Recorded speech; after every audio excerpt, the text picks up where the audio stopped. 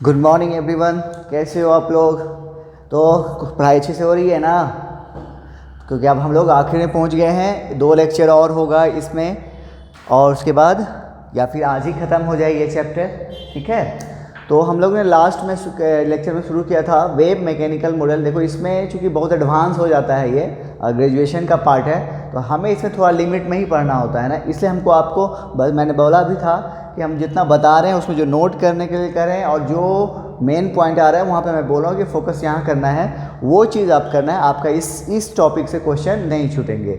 Okay, चलिए। तो हमने लास्ट लेक्चर में रेडियल वेव फंक्शन पे हम लोगों ने पढ़ा था, याद है, और उसका ग्राफ प्लॉट किया था, वो भी मालूम है। नोट्स की संख्या निकालना था, वो भी पता हो गया था। और नोट्स कितने टाइप के थे? 2 टाइप के। कौन कौन? रेडियल और एंगुलर, ये भी मालूम हो गया था। नोट्स क्या होता है ये भी मालूम हो गया था, ये सब पता चल गया था।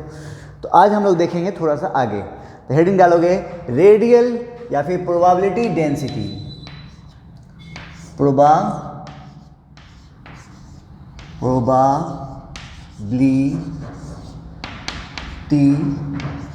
डेंसिटी, या कहीं पर इसको रेडियल प्रोबेबिलिटी डेंसिटी भी लिखेगा तो घबराने की बात नहीं, बात वही है। इसको रिप्रेजेंट करेंगे साई स्क्वायर से, मतलब स्क्वायरिंग ऑफ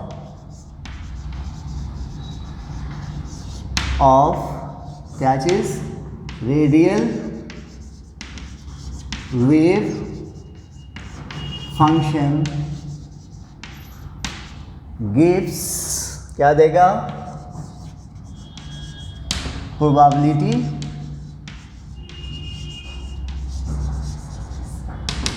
डेंसिटी। ओके, या ये इसको हम दूसरे तरीके से बोल सकते हैं, प्रोबेबिलिटी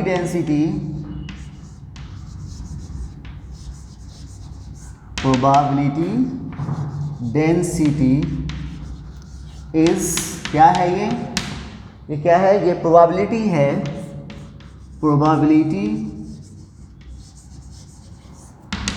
ऑफ फाइंडिंग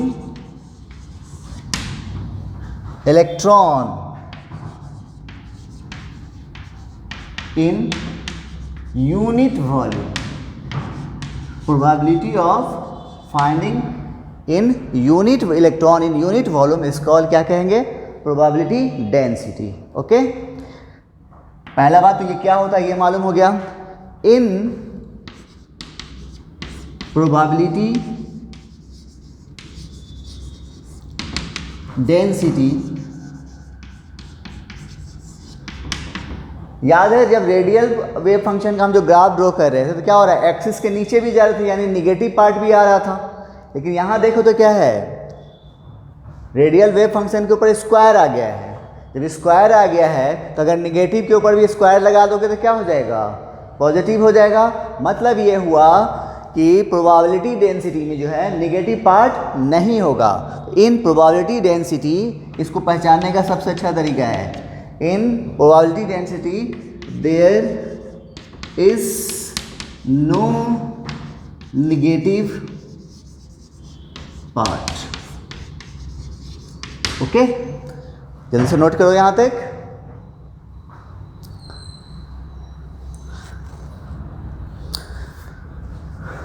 हो गया? आइए, उसके बाद याद है नोड क्या होता है? बोलो। Region around the nucleus where probability of finding electron is, क्या हो? 0 हो।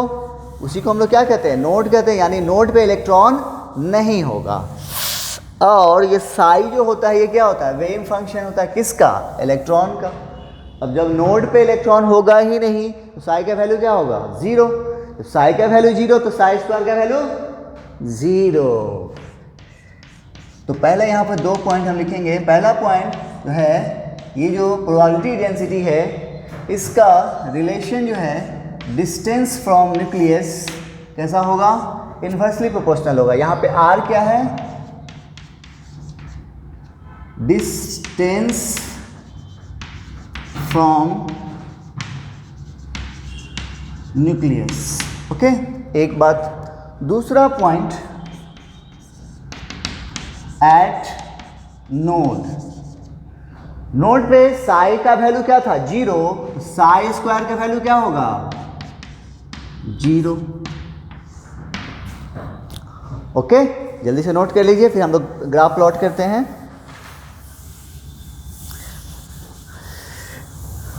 तो रेडियल वेव फंक्शन का प्लॉट जब हम किए थे डिस्टेंस फ्रॉम न्यूक्लियस यानी r के साथ, तो समझ में आ गया था। उसमें से अब जब इसका प्लॉट करेंगे तो बस कुछ नहीं करना है, उसमें जो नेगेटिव पार्ट है, क्योंकि इसमें नेगेटिव पार्ट होगा नहीं, उसको हटा देना है। देखो कैसे करते हैं, चलो।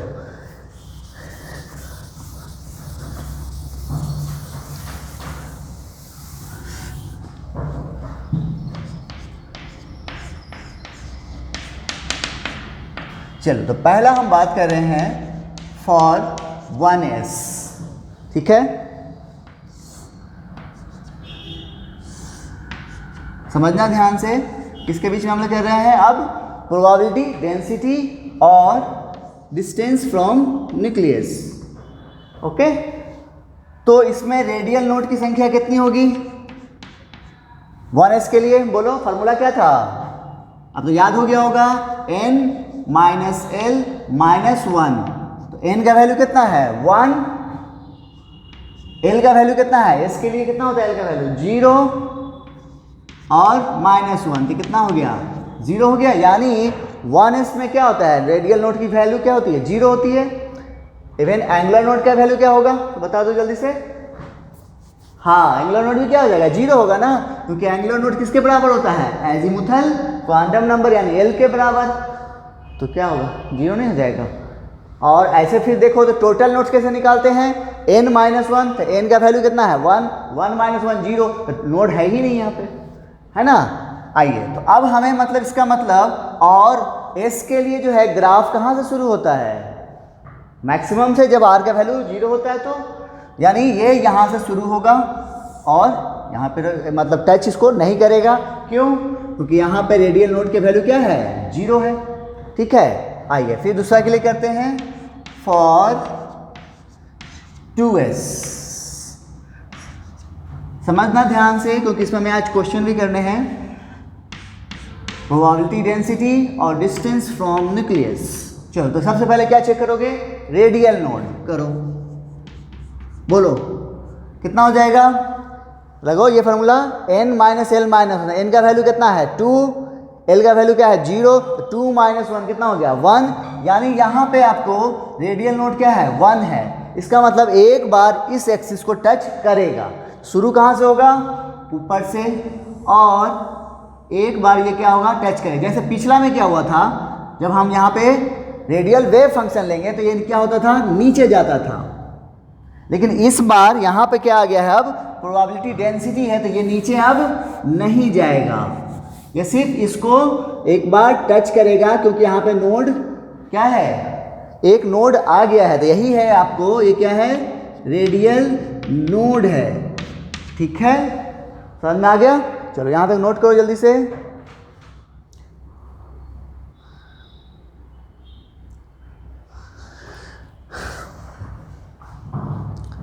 हो गया।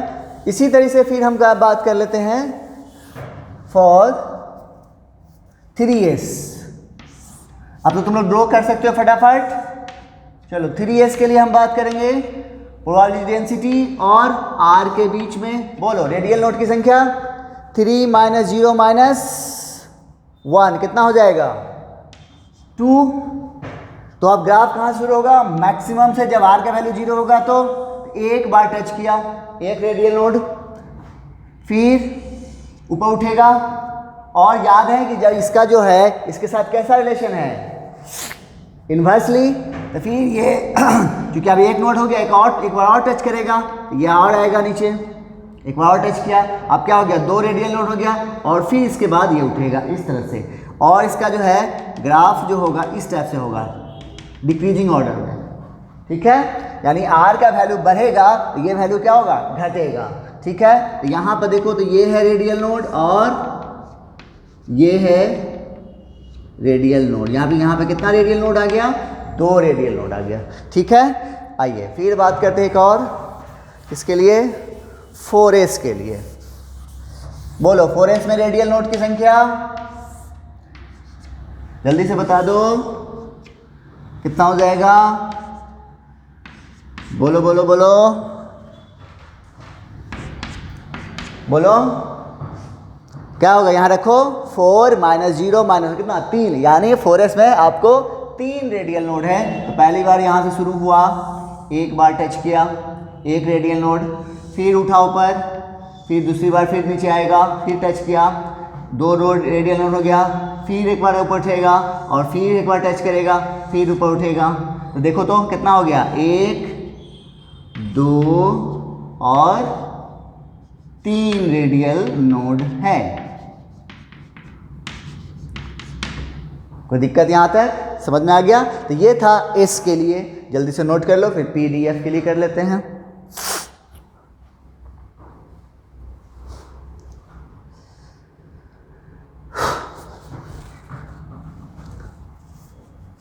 चले आइए अब बात करते हैं for 2p 3d and 4f। इसमें रेडियल नोड की संख्या क्या आई थी? 0। फॉर्मूला रखो, n का वैल्यू 2, l p के लिए l का वैल्यू 1 माइनस 1, तो 2 माइनस 2 कितना हो गया? 0। इसका करो 3 माइनस 2 माइनस 1, 3 माइनस 3 0, 4 माइनस 4 0, यानी यहाँ पे आपको रेडियल नोड का वैल्यू क्या हो रहा है? 0 आ रहा है। और प्रोबेबिलिटी डेंसिटी और पीडीएफ के लिए इसका ग्राफ कहाँ से शुरू होगा?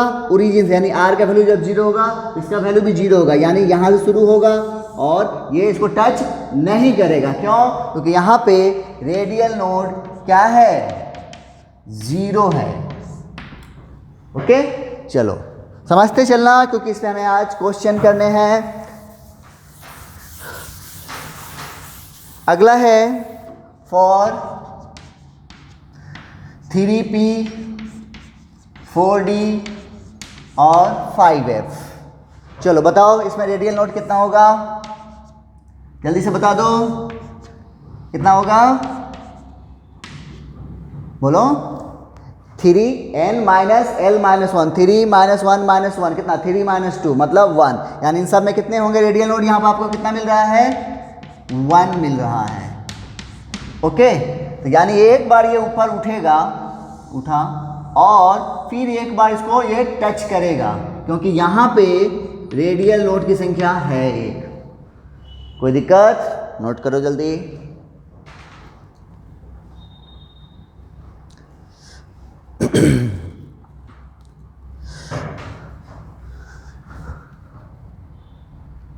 हो गया?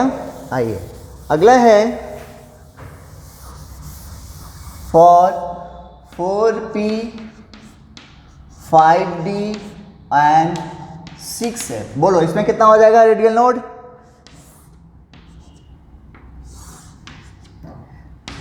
प्रोबेबिलिटी डेंसिटी और r यानी डिस्टेंस फ्रॉम न्यूक्लियस। बोलो इसमें कितना होगा?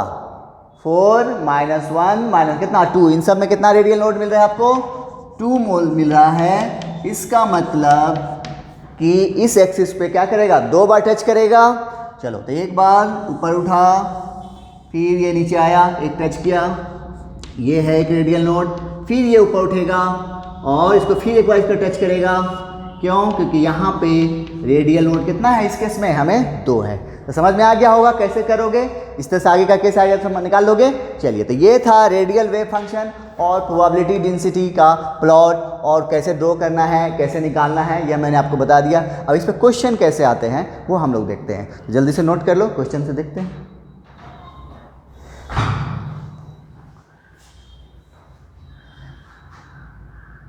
ओके, चलिए तो 2 क्वेश्चन हमारे बोर्ड पे टंगे हुए हैं। देखो इसको कैसे सॉल्व करोगे। ये क्वेश्चन मैं होमवर्क के लिए छोड़ रहा हूँ, आप लोग तो सॉल्व करके हमें बताओगे, लेकिन पहले ये देखो कि कैसे बनता है, इसलिए मैं इसको छोड़ रहा हूँ। ठीक है, आइए यहाँ पे कह रहा है, ये आपको एक ग्राफ प्लॉट किया गया है और पूछा गया है कि graph represent the flowing orbital. इसमें से किस ऑर्बिटल को ये ग्राफ प्लॉट कर रहा है, रिप्रेजेंट कर रहा है। तो कैसे सॉल्व करेंगे? तो हम लोग यहाँ पर देखो तो पहले ये ग्राफ किसके बीच में है? रेडियल वेव फंक्शन और डिस्टेंस फ्रॉम न्यूक्लियस से है, तो ऑब्वियसली इसमें निगेटिव होता भी है, नीचे गया भी है, ये तो हो गया। अगर ये भी पूछ सकता था तो हम बताते कि किसके बीच, अगर ये यहाँ पर गायब होता तो हम बताते कि ये ग्राफ किसके बीच में है? रेडियल वेव फंक्शन और डिस्टेंस फ्रॉम न्यूक्लियस के बीच में है। कैसे पता चला? क्योंकि इसमें निगेटिव लोब नजर आ रहा है, एक बात। दूसरी चीज़, अब पूछ रहा है कि ये ग्राफ कौन से ऑर्बिटल को रिप्रेजेंट करेगा। तो ऑप्शन देखो तो यहाँ पर 1s दिख रहा है, 2s दिख रहा है, 3s दिख रहा है और 2p दिख रहा है। तो पहली बात तो जब r का वैल्यू जब 0 होता है तब s का वैल्यू क्या होता है? मैक्सिमम। बाकी p, d और f का वैल्यू क्या होता है? 0 से शुरू होता है, यानी यहाँ से शुरू होना चाहिए, तो ये तो शुरू हो रहा है मैक्सिमम से, इसका मतलब ये ऑप्शन तो होगा ही नहीं। फोर्थ ऑप्शन तो ऐसे ही एलिमिनेट हो गया, बाकी बचे 3। तो अब यहाँ पे हमें देखना होगा कि ये नोड है कितना है। यहाँ पर देखो, एक रेडियल नोड यहाँ नजर आ रहा है और दूसरा रेडियल नोड यहाँ नजर आ रहा है। कितना है? 2 रेडियल नोड है। अब इन तीनों में खोज लो रेडियल नोड 2 किस में मिलेगा? इसमें कितना रेडियल नोड है? रेडियल नोड का फार्मूला 1s के लिए लगाओ तो n माइनस l माइनस 1 कितना होगा? 1 माइनस 0 माइनस 1 कितना हो गया? 0, यानी इसमें नहीं होगा। इसको करो, कितना होगा? 2s के लिए 2 माइनस 0 माइनस 1 कितना हो गया? 1 हो गया। इसलिए यहाँ पे भी नहीं होगा क्योंकि हमें रेडियल नोड कितना दिया है? 2 दिया हुआ है। 3s के लिए करो, 3 माइनस 0 माइनस 1 कितना आ गया? 2। देखो 2 आ गया, यानी हमारा आंसर कौन हो जाएगा? 3rd हो जाएगा। ठीक है, कर लोगे? तो जल्दी से नोट करो, ये क्वेश्चन हमें आंसर आप लोग बताना। ठीक है, चलो नेक्स्ट क्वेश्चन देखते हैं।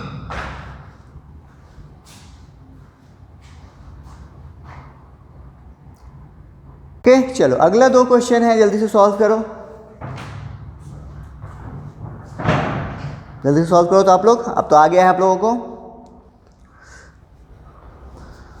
चलो कर लिए होगे, मिलाते हैं। आइए, कह रहा है, पहला क्वेश्चन है कि ग्राफ रिप्रेजेंट्स 2 नोड्स इन। ये 4 ग्राफ दिया है, इसमें से पूछ रहा है कि इसमें से कौन सा ग्राफ है जिसमें 2 नोड्स हैं।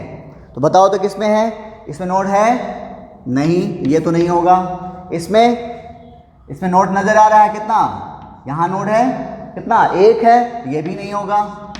इसकी बात करें तो देखो तो एक नोड तो यहाँ है और दूसरा नोड यहाँ है, 2 नोड है, यानी हमारा आंसर क्या होगा? 3rd होगा। इसमें भी नोड नहीं है तो ये भी नहीं होगा। ठीक है, आइए अगला क्वेश्चन है, कह रहा which of the following orbitals have 2 spherical node. Spherical node मतलब किसकी बात कर रहा है? ये रेडियल नोड बताए थे। रेडियल नोड को एक और नाम से जानते हैं, किस नोड से? स्फेरिकल नोड से। और एंगुलर नोड को एक और नाम से जानते हैं, क्या? प्लेनर नोड से। दोनों नाम ध्यान रखना है। ठीक है, तो आप बोल रहा है किसमें से किसमें 2 नोड है, यानी 2 रेडियल नोड किसमें है? बताओ क्या होगा? यहाँ पर बोलो, रेडियल नोड निकालने का फॉर्मूला क्या है हमारे पास?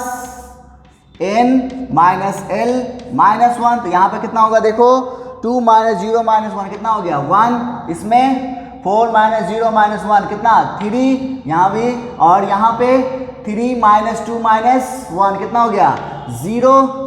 और यहाँ पे बोलो 6 माइनस 3 माइनस 1 कितना? 6 माइनस 4 बराबर 2। तो 2 कहाँ से नजर आ रहा है? किस में नजर आ रहा है? 6f में नजर आ रहा है, यानी आंसर हमारे कौन हो जाएगा? 6f हो जाएगा। कर लोगे? चलो, तो ये था, इसी टाइप का क्वेश्चन आता है। एक थोड़ा सा अलग टाइप का भी क्वेश्चन कभी कभी आ सकता है, खासकर मैं जेई वाले पर ध्यान को बोलूँगा, उसको ध्यान देने के लिए। अगला क्वेश्चन वही आ रहा है। ठीक है, जल्दी से नोट करो इसको।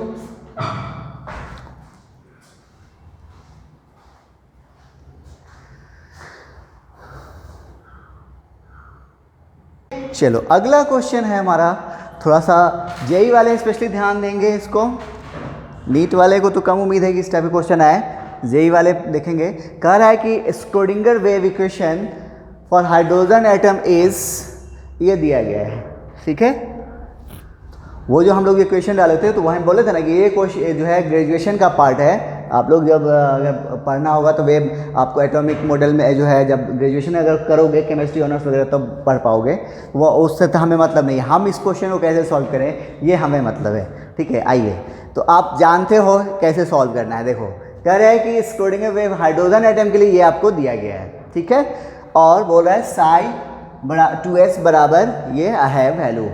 ठीक है, जहाँ पे a0 है बोर रेडियस, और इफ कह रहा है कि if the radial nodes in 2s be at r naught, then r naught would be equal to, क्या होगा? ये चार ऑप्शन दिए गए हैं, ठीक है। Radial notes in 2s be at r naught, यानी आपको पता है इसका सॉल्यूशन के लिए बात करें तो क्या होगा? एट नोड, नोड पे क्या होता है? साई का वैल्यू 0 होता है ना, साई का वैल्यू 0 होता है। ओके, मिटा सकते हैं इसको। अब साई का वैल्यू 0 है तो हमें देखो तो क्या दिया है? साई का ही वैल्यू दिया हुआ है, मतलब हम क्या कर सकते हैं? यहाँ पे 0 करेंगे यहाँ पे साई की जगह पे, और बाकी फिर ये लिखेंगे 1/4 root 2 pi into 1/a0 3/2 into 2 minus r/a0 और e का पावर r/a0, यही है। तो हमें क्या बोला है कि रेडियल नोट कहाँ मिल रहा है? r पे मिल रहा है। तो पूछा है कि वो r का वैल्यू क्या होगा, a0 के टर्म में हमें पूछा गया है। तो यहाँ 0 है तो हमें यहाँ r दिख रहा है, a दिख रहा है, a0 दिख रहा है। तो ये बाकी टर्म को हम इधर ले आए। जब ये बाकी टर्म इधर आएगा तो क्या हो जाएगा? 0, और ये भी वैल्यू अगर इधर आएगा तो क्या हो जाएगा? 0। तो इधर बच क्या जाएगा? देखो तो 2 माइनस r/a0, हम इसको इधर लेके आए 0, ये वाला वैल्यू भी इधर लेके आए 0, क्योंकि 0 को किसी चीज़ से भाग दोगे तो क्या हो जाएगा? 0 हो जाएगा। और इस तरह से देखो तो यहाँ पर क्या आ गया? 2, इसको इधर लेके आ जाओ, 2 बराबर क्या हो गया? r/a0। तो इस तरह से r बराबर क्या आ गया? 2a0। देखना कौन सा ऑप्शन है, आ गया? समझ में आया कुछ? यहाँ पर मेन बात क्या था? ये पॉइंट, ये क्या बोल रहा था? कि नोड की बात कर रहा था, बोल रहा था कि नोड पे वो डिस्टेंस है r। तो नोड पे हम जानते हैं कि साई का वैल्यू क्या होता है? 0। तो हम वो वैल्यू निकाल लिया, वो वैल्यू रख के निकाल लिया, ठीक है। जल्दी से नोट कर लो। एक क्वेश्चन और देखते हैं।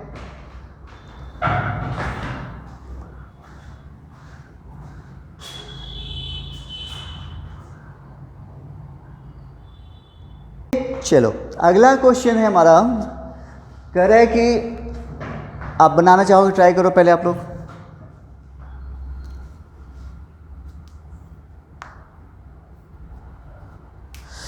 कर लिए? आइए, अब कह रहा है, इसमें कहा क्या है? देखो, Schrodinger wave equation hydrogen atom दिया गया है, ठीक है। और आपको कह रहा है कि a0 और z जो है आर द कांस्टेंट है, और आंसर को एक्सप्रेस किया गया है किस फॉर्म में? a0 और z के फॉर्म में किया गया। देखो ये 4 ऑप्शन दिख रहे हैं, आंसर दिया गया है। अच्छा, आपसे पूछा गया है, क्या पूछा गया है? कि minimum and maximum position of radial notes from the nucleus, यानी हमें न्यूक्लियस से मैक्सिमम और या मिनिमम पोजीशन हमें निकालनी है किसकी? रेडियल नोट्स की। तो हमें किसकी वैल्यू चाहिए होगा? इस r की वैल्यू निकालनी होगी, वही ना। तो r क्या होता है? Distance from nucleus. याद देखो हम लोग कितना ग्राफ ड्रॉ किए थे। तो हमें इस r की वैल्यू निकालनी है, और r का वैल्यू निकालने के लिए हमें किसकी वैल्यू निकालनी पड़ेगी? ये 6 नहीं है, ये क्या है? ये है सिग्मा। क्या है ये? सिग्मा। क्या है ये? सिग्मा। ओके, अच्छा, आपको हमको पहले ये निकाल लेंगे। अगर ये निकाल लेते हैं तो फिर यहाँ वैल्यू पुट करके हम ये निकाल सकते हैं, है ना। यानी हमें पहले क्या करना पड़ेगा? ये निकालना पड़ेगा। और इसका वैल्यू कहाँ नज़र आ रहा है? इस इक्वेशन में नज़र आ रहा है। अच्छा, और चूंकि पूछ रहा है रेडियल नोड, तो नोड पे साई का वैल्यू क्या होता है? बोलो बोलो, साई का वैल्यू 0 होता है ना। अभी पिछला क्वेश्चन ही देखे हैं, उसमें भी क्या हुआ था? वही हुआ था। तो यहाँ पर भी हम वही करने वाले हैं। क्या हो जाएगा देखो अब, तो हमने यहाँ पे अब सॉल्यूशन की बात करें तो यहाँ पे क्या हो जाएगा?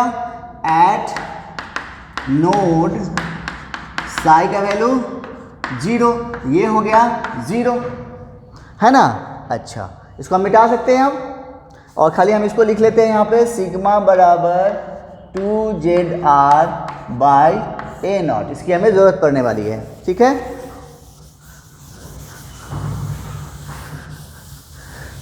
यही है। अब यहाँ पे देखो तो बाकी ये इक्वेशन हो गया 1/16 इंटू रूट अंडर 4। कमाल है, देखिए रूट अंडर 4 का वैल्यू कितना होता है 2, लेकिन यहाँ पर लिखा हुआ है रूट अंडर 4 तो हमें लिखना पड़ेगा, ठीक है। अच्छा, उसके बाद जेड बाई ए नॉट का power 3/2 square bracket sigma -1 into sigma square -8 sigma plus 12 और फिर ई का पावर -σ/2। ओके, तो हमें इस सिग्मा का वैल्यू निकालना है, तो इस वैल्यू को इधर लेके आ जाए 0 हो जाएगा, और इस वैल्यू को इधर लेके आ जाओ तो 0 हो जाएगा, तो बच क्या आ जाएगा इधर, तो यहाँ पर बच गया 0 बराबर इधर क्या बच गया सिग्मा -1, और दूसरा क्या बच गया सिग्मा स्क्वायर -8 सिग्मा प्लस 12। यही है, कोई दिक्कत यहाँ तक? चलिए अब यहाँ से इस सिग्मा को इसके बराबर करो, सिग्मा -1 इक्वल टू 0, तो क्या हो गया सिग्मा का वैल्यू क्या आ गया, एक वैल्यू आपको आया है सिग्मा का 1 आ जाएगा, इसको इधर ले जाओगे तो 1 हो जाएगा। बाकी यहाँ भी सिग्मा इधर भी हमें निकालना पड़ेगा, आप लोग जल्दी से यहाँ तक नोट कर लो।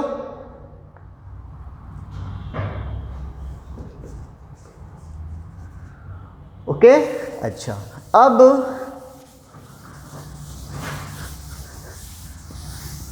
दूसरा यहाँ से हमें जो निकलेगा तो हमारे पास क्या है सिग्मा स्क्वायर -8 सिग्मा प्लस 12 बराबर 0। तो देखो तो एक क्वाड्रेटिक इक्वेशन आ गया, a square plus 2ab plus b square, sorry a square plus क्या होता है 4 तो मैं भूल गया यार, ए स्क्वायर प्लस क्या होता है, ऐसे नहीं होता है, a x square plus b x plus c बराबर, यही होता है ना।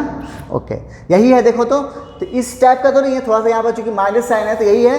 ओके, अब आइए तो हमें इसका सिग्मा का वैल्यू निकालना, तोड़ो इसको, कैसे तोड़ोगे सिग्मा स्क्वायर, उसके बाद देखो तो यहाँ पे क्या 12 को हम 2 पार्ट में बांट दें, 6 दूना 12, तो ये 6 प्लस 2 करेंगे तो 8 हो जाएगा, तो क्या हो जाएगा -6 सिग्मा, था ध्यान से सिग्मा और 6 एक साथ आ रहा है, उसके बाद -2 सिग्मा, तो 6 2 8 हो गया, उसके बाद प्लस 12 बराबर 0। अब वो चीज़ यहाँ से टूट गया, अब यहाँ से हम क्या करेंगे एक सिग्मा कॉमन लेंगे, तो क्या बच गया एक सिग्मा अंदर में आया, माइनस सिग्मा इसके साथ आ गया गुना, यहाँ पे क्या बच गया 6। ध्यान से थोड़ा यहाँ पे एक सेम टर्म आ रहा है, सिग्मा मैच कर रहा है, तो एकदम से ये है सिग्मा और ये है 6।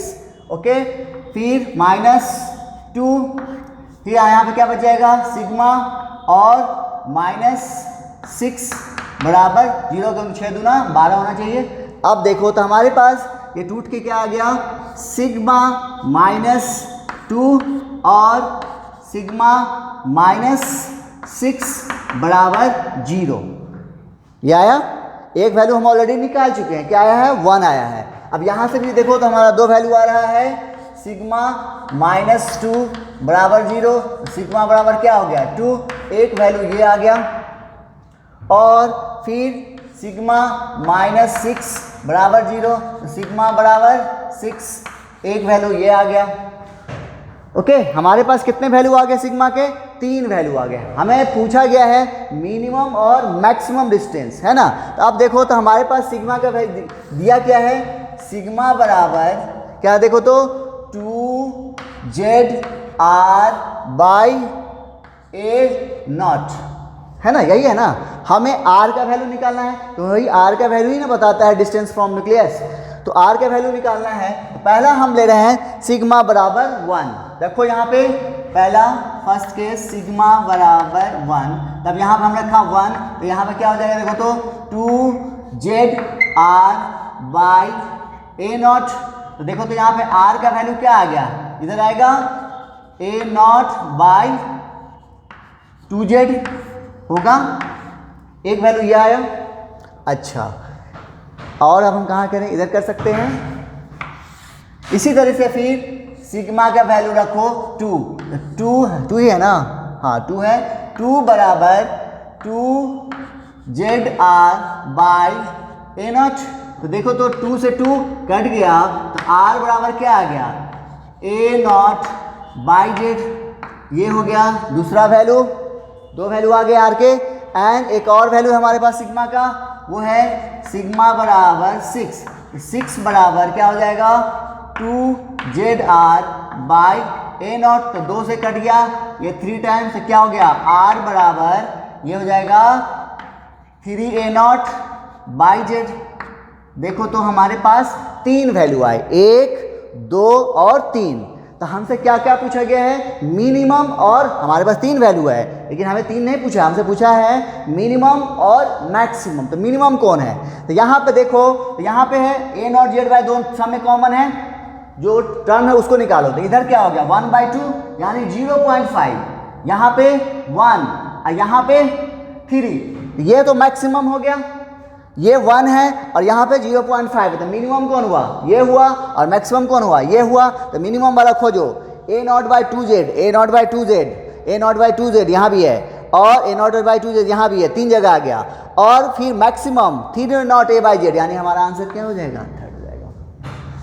ठीक है, तो ये 2 क्वेश्चन जो मैंने स्पेशली कराए हैं वो जेई वाले के लिए कराए हैं, जेई मेंस में भी पूछ सकता है, मे बी एडवांस में भी पूछ सकता है ये क्वेश्चन। ठीक है, तो समझ में आ गया क्या इसमें पूछा क्या था, एक क्वेश्चन देख के डरना नहीं था, इसमें पूछा क्या था। इसमें मेन पॉइंट ये था कि आपको हमें मालूम था कि नोड पे साई का वैल्यू क्या होता है 0, और वो आर का वैल्यू पूछ रहा था। आर का वैल्यू में मतलब डिस्टेंस फ्रॉम न्यूक्लियस की बात कर रहा था, तो डिस्टेंस फ्रॉम न्यूक्लियस का मतलब आर की बात कर रहा था, वही हमें आर का निकालना था। लेकिन इस क्वेश्चन में आर तो डायरेक्ट नहीं दिया था, उसने सिग्मा के टर्म में वो इक्वेशन डेवलप किया हुआ था, और सिग्मा का आर से क्या रिलेशन था उसने ये बता दिया था। इस तरह से हमने पहले सिग्मा का वैल्यू निकाला, फिर आर का वैल्यू निकाला।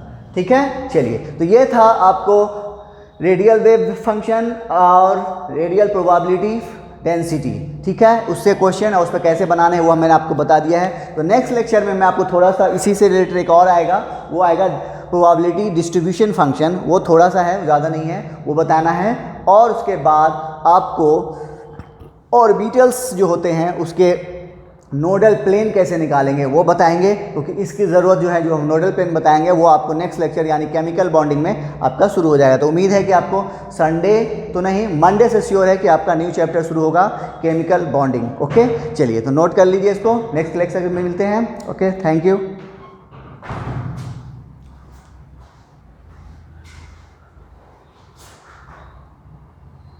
ओके, जो ये वाला मैं आपको होमवर्क देना भूल गया था, तो एक होमवर्क दिया है, ये वाला भी होमवर्क के तौर पे छोड़ रहे हैं, इसे आप सॉल्व करके हमें बताना कि क्या आंसर आया है।